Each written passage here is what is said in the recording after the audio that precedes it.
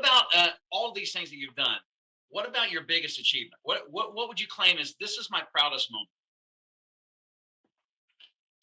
I think my proudest moment. Most people don't want to talk about their failures, but I look at failures as learning opportunities. We oftentimes don't learn a lot from our wins because we don't take time to understand what losses we went through to get there. The Collaborative Entrepreneur. Welcome back to The Collaborative Entrepreneur, the show where our aim is to build partnerships that help grow your business. I'm your host. My name is Tracy Currington, not Kernington, not Curlington, not Currington with two R's. I was called Tracy Jones at one time too in my life, so I'm not that guy either. Tracy Currington. So glad that you joined us for this episode. Let me begin this way. What is a collaborative entrepreneur? The guest that I have on the show today is actually the inspiration behind this podcast. Because for several years now, we've been collaborating as entrepreneurs, not even knowing that we were kind of laying a foundation for this podcast. But let me give you this, just describe the two words. The first word is collaborative. Now, collaborative means to work jointly. It means to come together with another person, especially in some kind of endeavor, sometime intellectual endeavor. Basically, it means to be produced or conducted by two or more parties that are working together. Now, that's collaborative. Now, do you know what entrepreneur means? Because it's a word that gets thrown around in our day today, and many people, when you ask them, what does entrepreneur mean to you? They don't really have an idea about what that means. They don't know the definition. So Merriam-Webster says that an entrepreneur is one who organizes, manages, and assumes risks in a business or enterprise. And while that's good, but like if you join us on Massive Podcast, Matt, who's going to be my guest today, he also mentioned that sometimes the dictionary just falls short to helping us understand what it means. So they'll give you the definition and you still don't know what it means after you read the definition. Basically, an entrepreneur is this. It's one who has organized and operates a business, or like the guest I have today, businesses taking on greater than normal risks in order to do so. And an entrepreneur is in a lot of cases, there's risk averse people, and there's those that just like, hey, I'll jump and I'll just build my wings on the way down. And so that's what collaborative entrepreneur is. So we're working together, building a business, assuming all the risks, more risks than a normal person would take. So, and I have an entrepreneur on the show today with whom I know has been collaborating with me with him for a few years now. Have you ever wanted to delve into the mind of someone who appears to be going places to learn from their experiences? If you have, then you are at the right place. Because in today's conversation, I'll be talking to an entrepreneur who is growing multiple businesses and learning as he goes to become a leader and a better man. He wants to grow as a person. And our conversation will not only take a deeper dive into his personal story, but we're going to discover what motivates him in business, the wins and the learns that he's had along the way of his life's journey, and even what he's working on today, what he would like to accomplish in the future, and all that kind of stuff. I know he's going to share with you some valuable insights, some gems, some lessons that he's learned on his entrepreneurial journey that's going to help you on your journey. So if you got a coffee mug, get yourself some tea or some coffee, get yourself a pen. I got mine. Usually on these, I come equipped too, because they're going to drop some bombs that's going to help us today. So get your pen and notebook, get ready to learn from our guest entrepreneur. His name is Matthew Struble. Matt, welcome to the call today. What's up, Tracy? How you doing, brother? I'm good, man. Just excited to be collaborating. That's right. Did you know that we were doing this the whole time, as much as we've worked together? Inadvertently. I don't know that I'm one of those that I don't sometimes sit down and always organize my thoughts. You know that. But inadvertently, I after a while, I was like, you know what, this is the guy I need to be around. Yeah. I love, I think what really got me moving this direction You said to me one time when we were leaving one of our meetings, you said, I know we're going to be working together somewhere. I know we're going to be doing more than what we're doing right now. And that really stuck with me. And just the work that we've been able to do together with your team, with the business, with, you're working on organization and all this kind of stuff. Don't want to take all your content from you because I know you're going to add value to us. Give the people, give our listeners just a brief bio sketch. Help us understand, who is Matthew Struble? So I'm a 39-year-old dude that doesn't love walks on the beach. I don't want to say I started, my first business with a wagon, but I started my first business with a wagon. There was a lot of houses that were under construction in our neighborhood that I grew up in, and the guys would have to drive to 7-Eleven. So I knew that if I could fulfill a need where they didn't have to drive any longer to 7-Eleven, that I could make money. And so I would go and buy sodas and make sandwiches, and I knew if I bought a bigger bag of chips that was not the name brand and repackaged it, that I could make a little bit of money.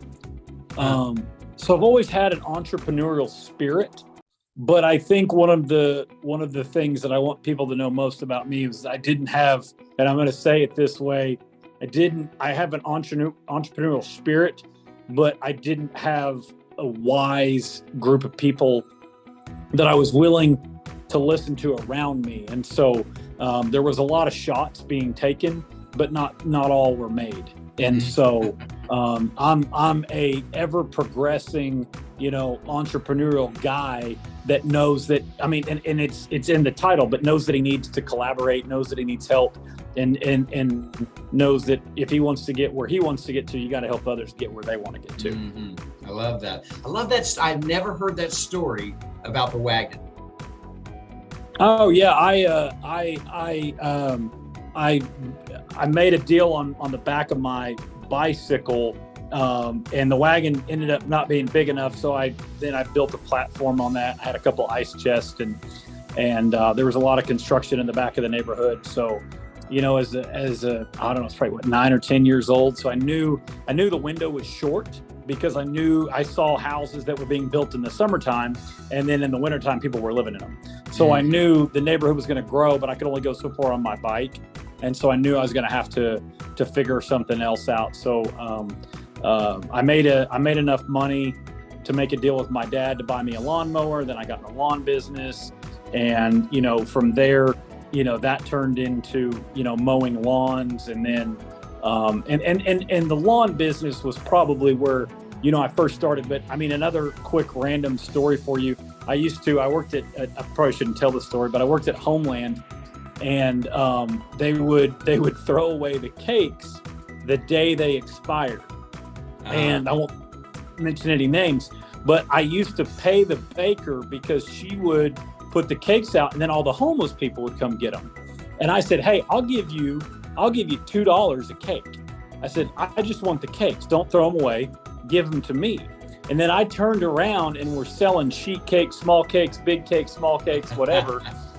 At school for like $5 and $6 and $7. So I was doubling my money. I was selling 15, 20, 30 cakes a week that they were throwing away because they were barely expired. So, to me, the word entrepreneur means that you're always looking for that next opportunity to add, and I'm going to say value or solve somebody's problem.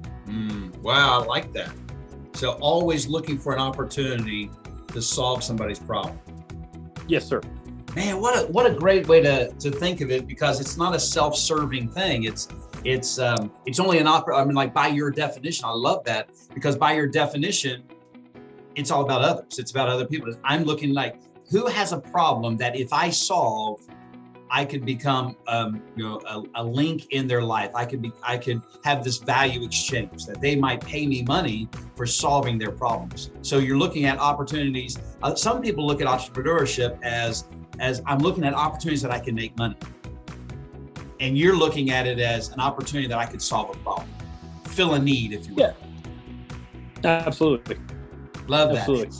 So from that time, from selling sheet cakes that were, like just out of the guaranteed freshness date from a grocery store, bring me up to where you are today and how you arrived in the in automobile sales. So I'll keep a very long story short. Okay. I worked for a restaurant, and we would cater lunches on Saturdays. Mind you, I wasn't old enough to drive, but I was driving, and so I would deliver fajitas to them. And I remember also Bill Fowler Auto Group in Norman, Fowler Motors. Yeah. There was he had a Toyota store that used to be behind the grocery store that my parents bought groceries at. And I got tired of waiting for my parents to buy groceries because it was always a 2-hour event. So I walked over to the car lot and I asked for, I said, who owns this place? I need to talk to the owner, right? And here I'm like a 8 or 9-year-old kid, right? And I'm like, I need to talk to the owner. And they're like, why do you talk to the owner? And I'm like, I just need to talk to him. Okay, let me talk to the owner. And I was persistent. Didn't happen the first day. And I said, hey, people want to shop in a place that's clean, and I see a lot of trash. I'm willing to come pick up your trash once a week if you'll pay me. So I knew I had to time this when my parents could drive me, and they were busy. But anyways, he paid me $10, and I got to do it a couple times. Did you actually talk to the owner? Yeah, Bill Fowler. Yeah, absolutely. Wow. There's a longer story to all that. We ended up mowing their lawns years later. But the point of what I'm making here is that that's what got my first love of cars, of how do you truly dive into somebody. Trust me, you got a bunch of kids, right? So yeah. you normally look in somebody's car and tell how dirty or clean it is. No So doubt. what kind of people, what type of people they are. So I owned a lot of businesses. Nothing I've ever done, I feel like, has ever been successful. But I had a media company. I had a lawn business. My first after year 3 in my lawn business, we did $1 million. I made $300,000. A couple of years later, we did 13 million. I made 300,000 and still had no money. And so it's not always the volume of business. And I learned that. And, through some of that, I still had a lot of connections in the car business. And I just decided that it was time for me, to kind of chase a passion. And so I kind of did my first stint in the car business, really enjoyed it, liked it. But I think the one thing about an entrepreneur like me, man, I got ADD real bad. So I jumped back out of it, not wanting to, and I'm going to say it this way, not wanting to be confined to something.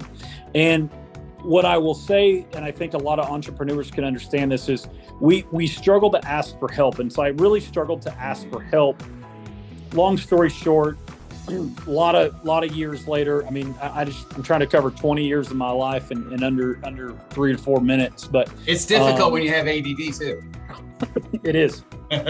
So I knew that I needed to work with someone that loved me, that could put up with me and tolerate me. And that led me to a conversation with Miss Robin Raby. And that brought me to Glenn Raby Motors, and working for her and with her on a lot of things is unreal. It's very challenging because of where both of us have a vision of going.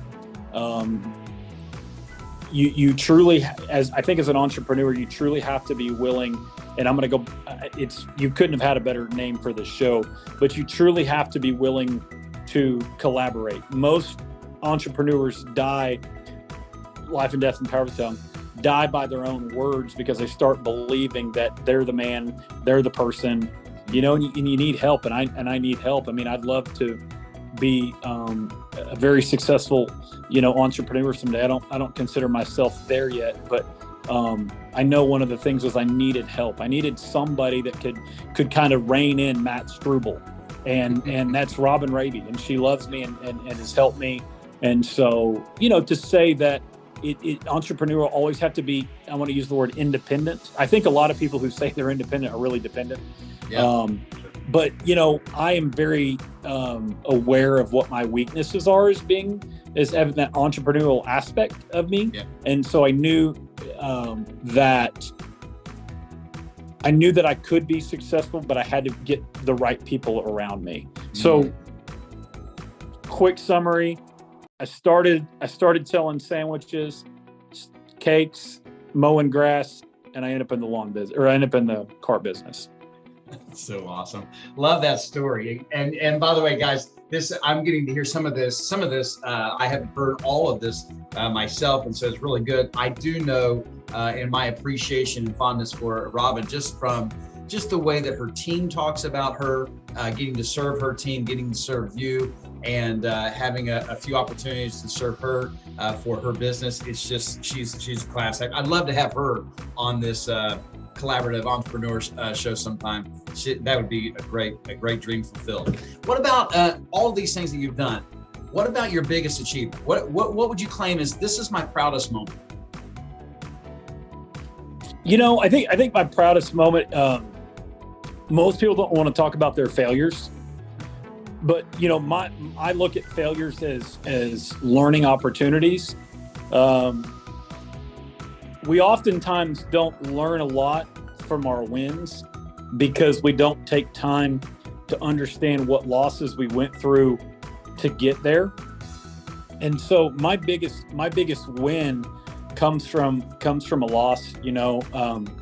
I had a very successful run in the car business with Toyota, in a couple different Toyota dealerships, and had won a lot of awards, and really was able to develop good relationships, but I wasn't happy, right? And I'm not saying that you're always going to be happy, but I knew that I needed to do something else.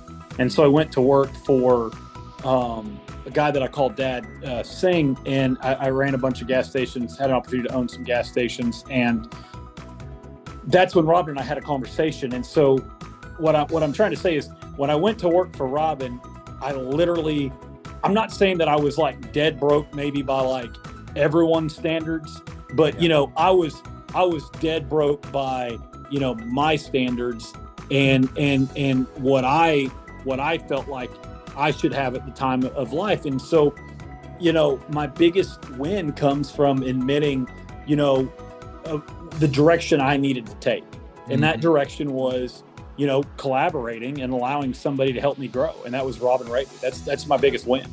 Wow. That's awesome. I think there's a lot for men especially that I hear a lot of talk about ego, inflated egos, the unwillingness to ask for help that you've already kind of covered. And like, your biggest win is when you can check yourself in the mirror. And you share a story. I've heard you share it to some of your team in front of me in one of our masterminds or whatever it was. And you said, I took a long look at myself in the mirror, just totally exposed. Just like, here I was. And I'm like, just started crying. That moment that you shared, is that the moment of that coming to that realization? Is that what a moment like that looks like?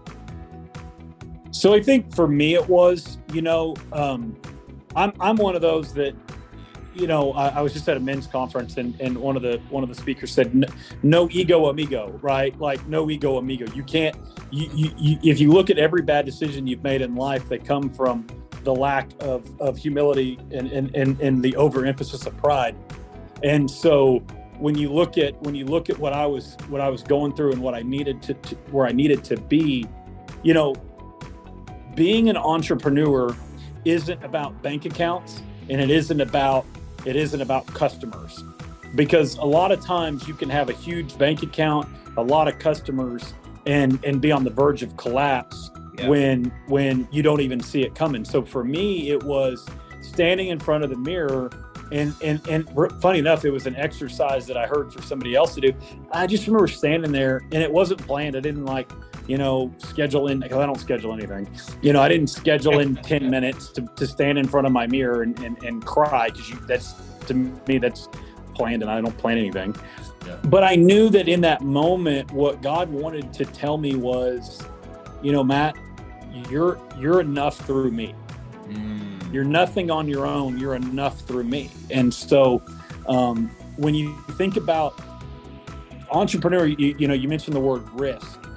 And so I knew that with the risk analysis of being an entrepreneur, I knew that there's a lot of humility that comes with that, because where I want to go, few people have gone. So I can't hang out with the masses and expect to get through, that channel of people and be okay at the same time. If that makes sense. Oh, that does. Yeah. Yeah. I mean, like how many people actually summit Mount Everest? And if your big, hairy, audacious goal is that big, you're going to have to hang out with people that have been there, done that, people that are striving for that are dreaming just as big as you are. And you're right. The pool of people gets smaller and smaller. Well, like 75% of the world can't make it to base camp because of their breathing. Yeah. They literally, I mean, it's if they were to get to base camp, and don't quote me on percentages, but it's like something like 75% of the world can't even be at base, can't make the hike to base camp. And by the way, you can be flown in a helicopter to base camp, but it's so high that even the helicopter struggles. So, when you want to go where most people don't, you have to be willing to do what most people aren't. And I don't say that because we've all come back to that. Say that again. That was so good. People need to hear that again. When you want to go, right. So if you want to go where others aren't, you have to be willing to do what others don't. And what I mean by that from my, if I want you to hear anything from Matt Struble, it's that quit listening to everybody else around you, because most of the people giving you advice won't do their own advice. No ego, amigo. You got to get rid of the ego. You got to be willing. There's a book by Tillman Furtada, owner of the Houston Rockets. Amazing dude. And the book is called Shut Up and Listen. But the one thing he says in there that I really take away is he says, don't worry about what you're good at. You know what you're good at. Go ask the people around you, what do I do bad? What can I do better? And focus on that, because that'll tell you where your weaknesses are, because the people that you're leading will tell you what they don't like about you, because they're probably trying to get you out of your position. Yeah. So I love how you brought up the fact of, a smaller, not following the masses. You don't have time to hang out with people that are not going where you want to go, because they won't do what you want to do. And then hanging out with like Sing and Robin and people that are doing more, going more. You're reading books like the Shut Up and Listen, going to the men's conferences. What else would you be doing that would be good advice for a budding entrepreneur as far as growing and developing themselves? Maybe, so I have young entrepreneurs that I coach that they might be 17, 18, 19. Some of them might be 22, 24. What advice would you give for them in the area of growth? What would give them the best actionable step? Put your phone down. walk to a tree. Walk to a tree in the middle of a pasture and just sit and just sit down. And sit down at that tree for an hour. And because oftentimes our judgment gets so clouded because we're not willing to really just full transparency, Tracy coaches me every Monday at 11 o'clock. And I literally need like 3 hours after that session of just like, taking in what him and I have talked about. But go sit by a tree and just chill, because, the decision, and I've got proof to back this up. Go watch what Jeff Bezos says. Got a pretty successful company, I think. Sure. But he says great leaders in his organization are making decisions years in advance of the decision. Oh yeah, brilliant. So if you're not willing to go spend a few minutes by yourself and really walk through what decisions you're needing to make versus the decisions that you're wanting to make. So here's my advice. My dad always said this: no. That was my dad's answer to every question I would ever ask. I wanted to go to the movies with friends. No. Why no? Do you have a plan? How much is it going to cost you? What's the budget? How much time do you have? Have you got your homework done? Have you practiced baseball? Have you done what your mother's asked you to do? You know, what's your plan? And so it wasn't the $3.50 or the 2.5 hours that he was worried about, or the ride there or the ride home.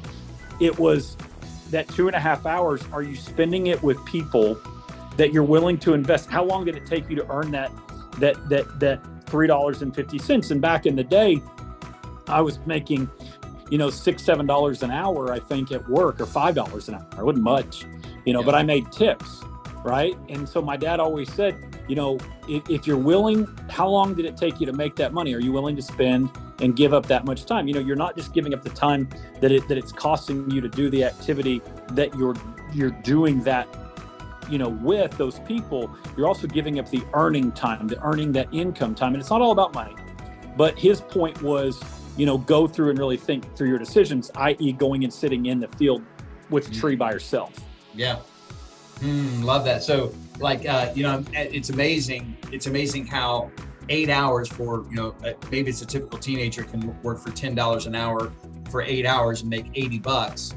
And so 8 hours can be blown in 8 minutes by, it's just Absolutely. Like that, what a great principle. What about when you, if you ever feel with all the things that you've got a lot of moving parts, and I know that we're working together on structure, organization, bringing it together.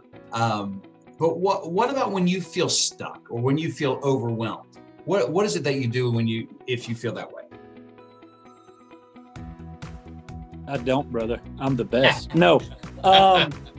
Honestly, There's no ego, amigo. No ego, amigo. No, I know this sounds crazy. I'm not a tech person, and anybody that knows me knows that. Like, I get angry at the computer in 30 seconds. So my lead up to that is I don't listen to the radio. I have no clue. When I hear a song or I like a song, it's probably 10 years old. Wow. Right? And so my point to that is I sit. I'm quiet. When you see me quiet, they say, Denzel Washington in the movie American Gangster said, the loudest one in the room is the weakest one in the room. And so oftentimes when I'm the quietest is when you need to be the most nervous, because that's usually when I'm really thinking about stress, or I'm thinking about, where I'm struggling. I'm thinking about where I've made a mistake. What is it that I need to work on? Wow, that's good. So that follows the advice that you would share to a budding entrepreneur. Is just get alone, get quiet. I remember you offered me the same advice. Said, and you shared your experience of just getting alone.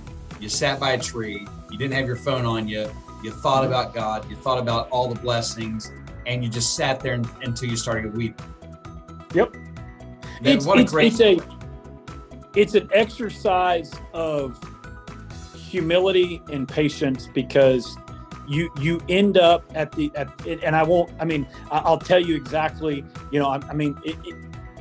if you can't admit this, then you're not really willing to dive in. But usually the last 15 minutes of the tree experience are spent in regret, because you end up regretting, man, I really wasn't focused that first 15, 20, 30 minutes. I was only focused for about 10 or 15. I had all these racing thoughts. So the true advice that I have is don't be afraid to be annoyed. Don't be afraid to not enjoy something. I think it's really, I'm a Christian. Yep. I think it's really important. God never promised me happiness. God promised me himself. And the difference in that is he promised me that even through those hard times, those stressful times, he would be there. He never said that, he didn't take the cross from Jesus and he's not going to take the struggles from me, right. Because, if I'm not willing to bear my cross, right? Sorry, my brain just went blank, but was it Luke 9? I can't even remember my own favorite verse. Taking up your cross?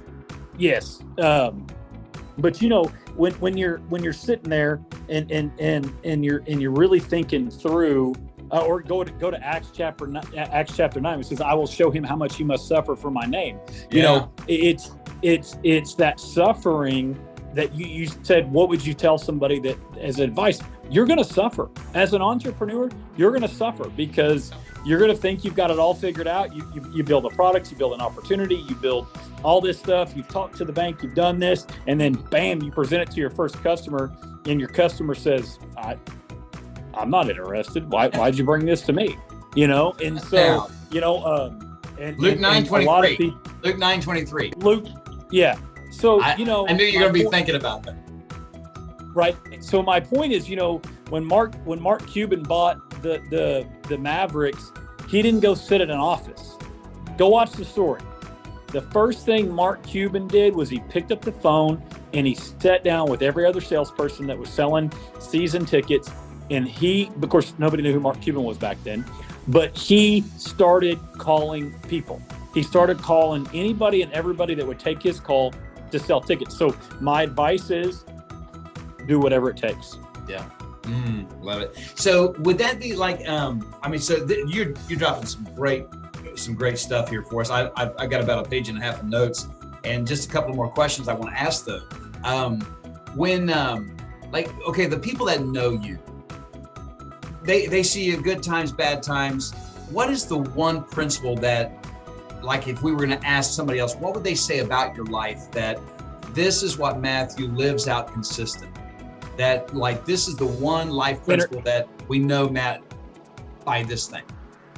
Energy. Yeah, I can see that.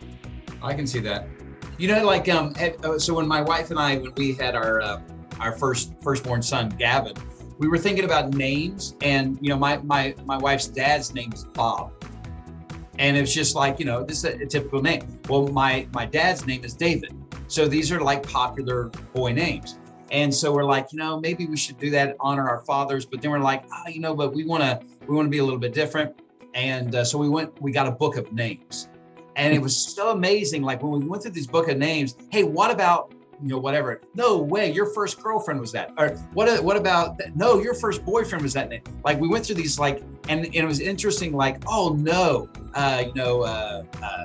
maybe the name was Shelly. No, Shelly, I was in second grade with her, and she smelled. We called her Smelly Shelly. She was annoying. Huh? Yeah. I said she was annoying, right? Yeah, she was annoying. So when we think of Matt, the idea, like most people would say, energy. Matt's on the move. Matt's on the go. Is that right? Right. Yeah. Go ahead. Do what now? Yeah, go ahead.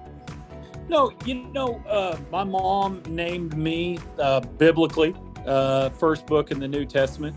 Right. So, I would love, here's my own humility for you. I would love to sit here and tell you, everybody says that, Matt's this great Christian guy that's always, but I got to work on that, right? Because, I gave up caring what other people think. And so one of the things that God's really walking me through right now is the act of humility and the act of being able to, walk through things rather than to things, if that makes sense. Yeah.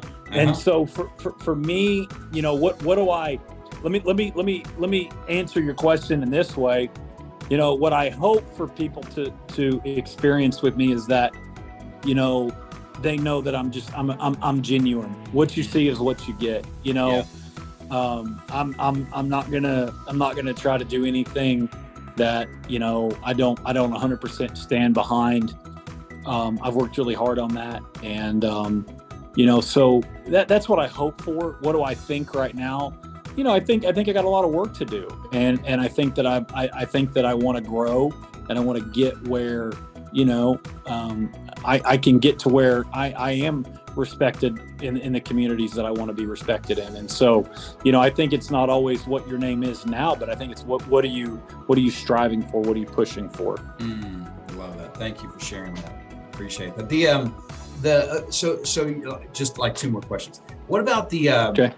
So the trait that, if I learned this trait for myself, I could really expand my business, grow my business. It's like the next step. Or like, what is it that you need, that you're trying to learn right now that is going to really benefit your business for the future?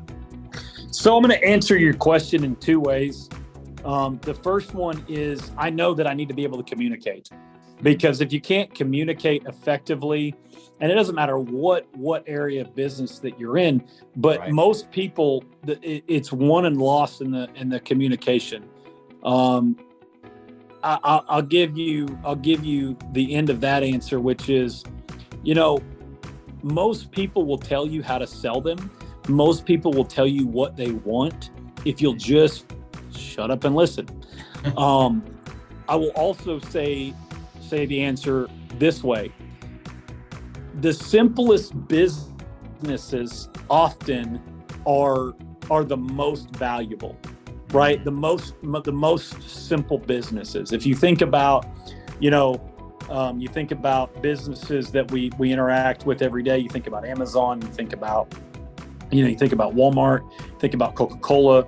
You think about different aspects like that. So they're very simple businesses. They provide, a service or an opportunity for you. But a lot of people, when I go in, and I'm going to talk about a restaurant, in particular here for 1 second. But when you go and you look at, when I look at a restaurant, it's got 7 or 8 pages. I'll tell you the one that always strikes me, the Cheesecake Factory. Yeah. They got 10 pages of items, and I got to sit there and look at it and think, there's so much money that's lost because they're trying to hit such a wide variety of customers that now they sell ads on their menu because their menu's so big. And so yeah. I always tell people, find the one thing that you do and do it better than anybody else. Yeah. And if that's and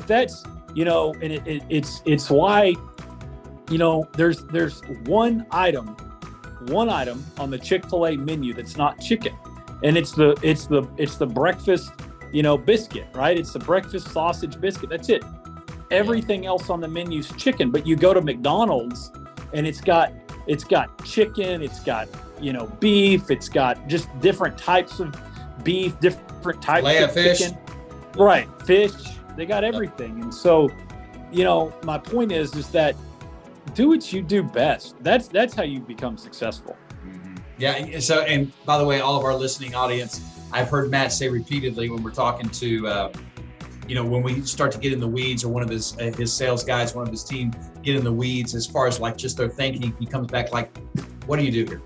What are we supposed to do here? And I've heard this saying, if I heard it once, I've heard it. Yeah, I know. I've heard it like a dozen times. If I heard it once, I've heard it a dozen times, that all we do is sell cars. That's what we do. Sell cars, service cars. If you're not doing one of those two things, you probably need to look for a job. Yeah. Okay. So last question. Okay. I love this question.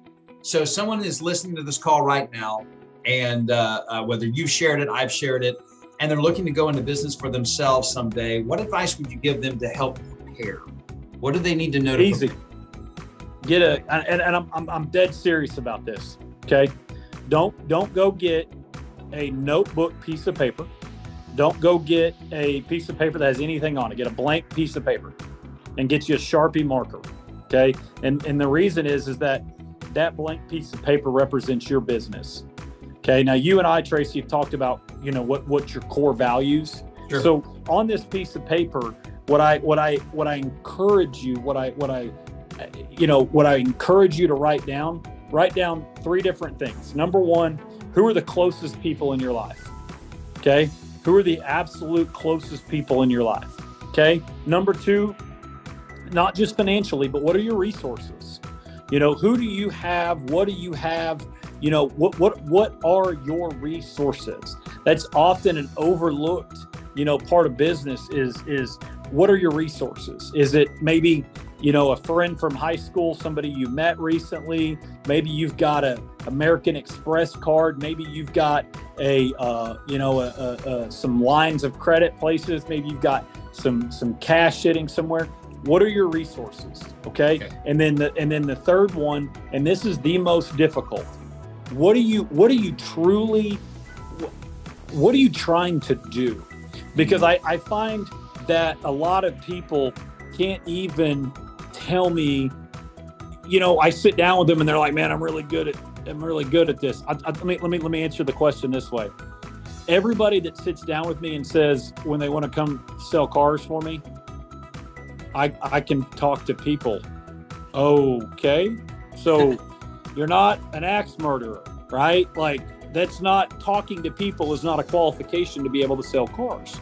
Mm-hmm. What are you really wanting to do? What's the problem that you're wanting to solve? What's the opportunity that you're going to have to take someone? Now, the reason I told you to write down those three things: number one, the people that are closest to you; number two, the resources that you have; and then number three, what do you want to do? The reason I asked that, take that piece of paper, put it away, because that piece of paper, when you go back, every time you're frustrated, go back to that piece of paper and remember originally why you're doing what you're doing.